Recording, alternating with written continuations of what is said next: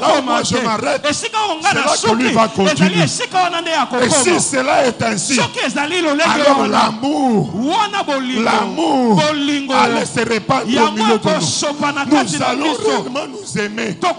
Nous allons réellement nous aimer les uns les autres. Nous soutenir les uns les autres. La présence de mon frère ne me gênerait pas. La présence de ma soeur ne me gênerait pas. Si elle brille aujourd'hui, c'est son étoile qui brille. Je suis peut-être la lune. Je suis à ses côtés. J'attendrai aussi mon tour. Peut-être qu'elle est l'étoile qui brille au matin. Moi je suis l'étoile qui apparaît à midi. Peut-être qu'elle est l'étoile qui apparaît à midi. Moi je suis l'étoile qui apparaît aux heures du soir. Chacun attendra son tour. Chacun attendra son heure. Il n'y aura pas de combat. Il n'y aura pas de querelle. Il n'y aura pas de lutte au milieu de nous.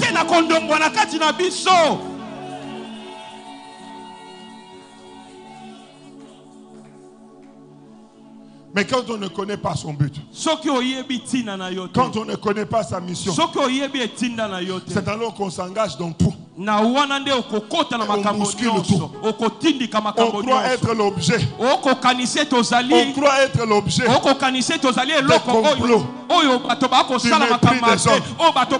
Alors que non, chacun de nous a un parcours. Chacun de nous a un parcours. Le parcours de Moïse était couronné au début du rejet, du mépris, de l'abandon. Et il a même été rejeté. Est-ce le même parcours que Moïse? Que Josué? Non. Amen. Amen.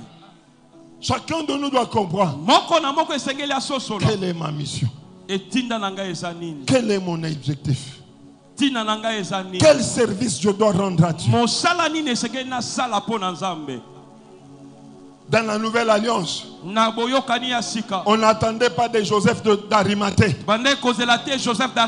soit un disciple qui proclame les sacrements du Seigneur. Non, non. Non, non. On attendait de Joseph d'Arimathée qu'il accomplisse sa part de la mission. Sa part de la mission, c'est qu'il avait mis le sépulcre là où il devait être, là où le Seigneur allait reposer. Et la Bible parle de lui comme d'un disciple. Mais où est-ce qu'il a été? Où est-ce qu'il a été compté parmi les disciples? On parle des 12 disciples. Mais pourtant, on va parler plus tard de Joseph d'Arimathée comme un des disciples de Jésus. Pour avoir fait quoi?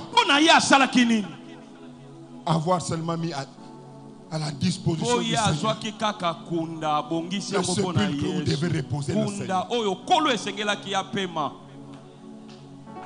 Il n'est pas venu parmi Pierre et Jean pour contester avec eux la doctrine.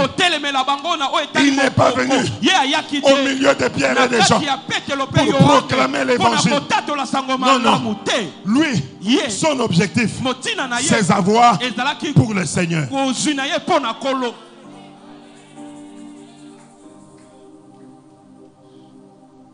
Amen. Amen.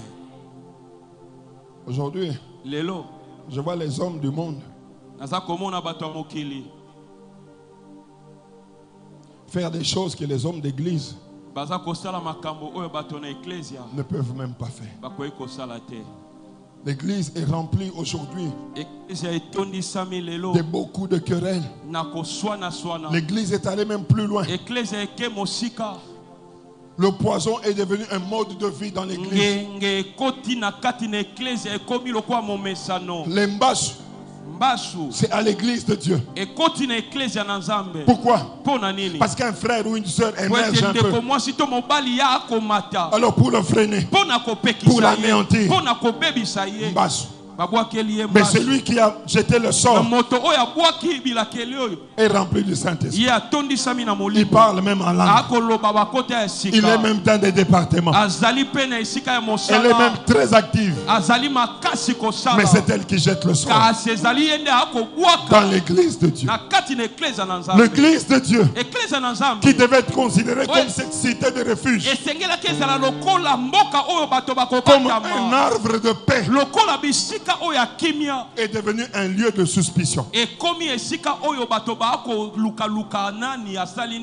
Un lieu de suspicion. Un lieu de cupidité. Un lieu de querelle à l'église. On fait des affaires à l'église.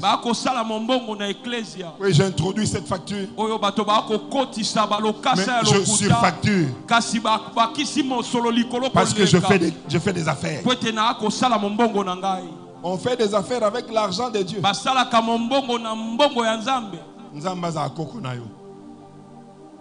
Prospère avec cette affaire. Amen. Amen. L'église de Dieu est devenue ce lieu de suspicion.